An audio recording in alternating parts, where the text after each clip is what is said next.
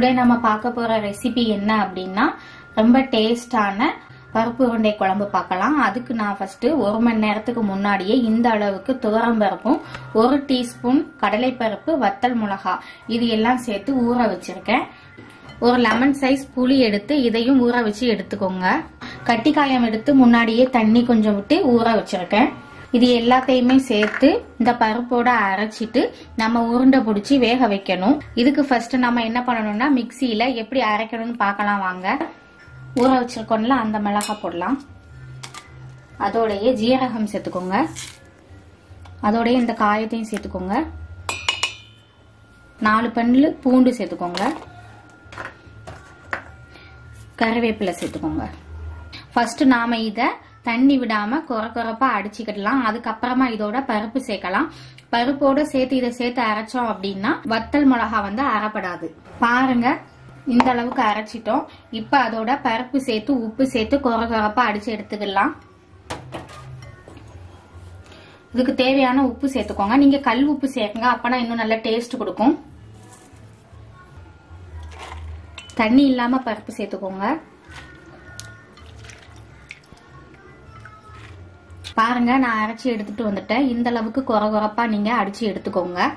வாங்க இந்த அளவுக்கு நம்ம பருப்பெல்லாம் அரைச்சி எடுத்துட்டோம். இப்ப அதோட ஒரு பெரிய வெங்காயத்தை நல்லா ஃபைனா சாப் பண்ணி எடுத்துக்கோங்க. அதை இதோட ஆட் பண்ணிட்டு நல்லா மிக்ஸ் பண்ணிட்டு உருண்டை பிடிக்கலாம்.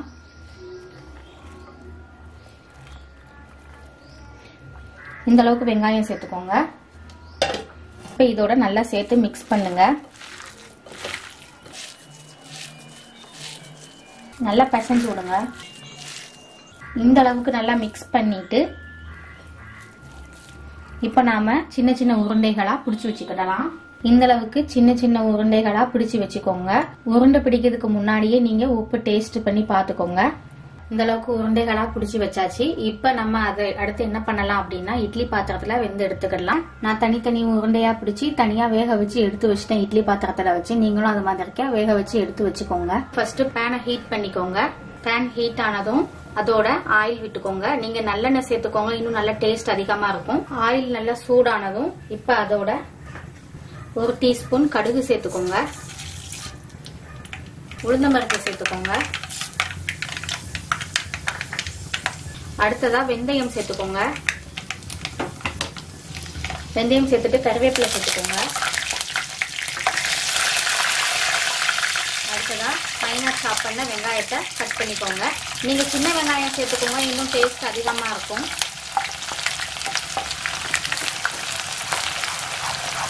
வெங்காயம் நல்லா வதங்கிட்டு இப்ப அதோட சாம்பார் பவுடர் சேர்த்துக்கோங்க. சேர்த்து நல்லா மிக்ஸ் பண்ணிக்கோங்க. அதோட கரைச்சி வச்ச புளி தண்ணியும் சேர்த்துக்கோங்க.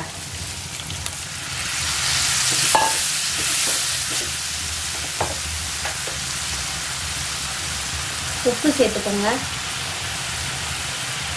ஆல்ரெடி பருப்பு உருண்டையில நம்ம உப்பு சேர்த்துருக்கோம், அதனால பார்த்து சேர்த்துக்கோங்க. கொஞ்சமா மிளகாய் தூள் சேர்த்துக்கோங்க. இந்த புளி தண்ணி சாம்பார் பொடியோட பச்சை ஸ்மெல் போற அளவுக்கு நல்லா பாயில் பண்ணலாம். குழம்பு நல்லா கொதிக்கட்டும். மூடி போட்டு ஒரு 10 மினிட்ஸ் குக் பண்ணுவோம். 10 நிமிஷம் ஆயிட்டு குழம்பு குக் ஆயிட்டு சாம்பார் பொடியோட ரா ஸ்மெல் எல்லாம் போய் புளியோட ஸ்மெல்லும் போய் நல்லா குக் ஆயிட்டு அடுத்ததான் நாம என்ன பண்ணலாம் அப்படின்னா வேக வச்சு எடுத்துருக்கோம்ல இந்த பருப்பு உருண்டையில 4 உருண்டைய தனியா எடுத்துக்கலாம். மத்ததெல்லாம் குழம்புல ஆட் பண்ணுங்க. தனியா 4 உருண்டை எடுத்து வச்சிருக்கேன். இதை நம்ம தனியா இந்த மாதிரி உருண்டையை நல்லா மசிச்சு விட்டுட்டு இதை நாம குழம்புல ஆட் பண்ணிடலாம்.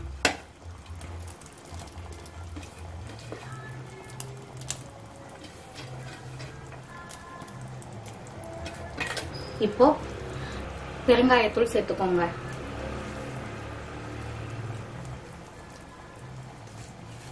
தீயை சிம்ல வச்சு ஒரு 5 மினிட்ஸ் குக் பண்ணலாம். 5 நிமிஷம் முடிஞ்சிருச்சு. ரொம்ப டேஸ்டா சூப்பரா ரெடி ஆயிடுச்சு பருப்பு உருண்டை குழம்பு. நீங்களும் இதை வீட்ல கண்டிப்பா ட்ரை பண்ணி பாருங்க. இட்லி தோசை கூட சாப்பிடறதுக்கு கூட ரொம்ப சூப்பரா இருக்கும். இந்த குழம்புக்கு சைட் டிஷ் எதுவுமே தேவைப்படாது. அப்பளம் கூட வச்சு கூட சாப்பிட்டுக்கிடலாம்.